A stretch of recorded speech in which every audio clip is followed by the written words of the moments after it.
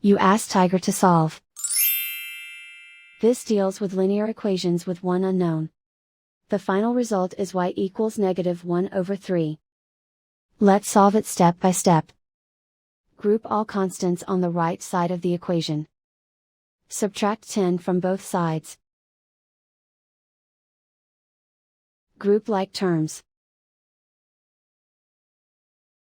Simplify the arithmetic.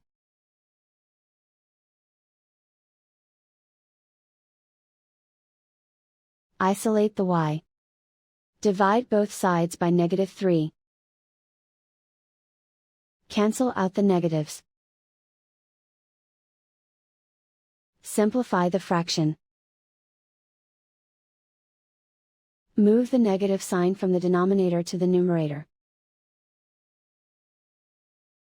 And so the final result is y equals -1/3.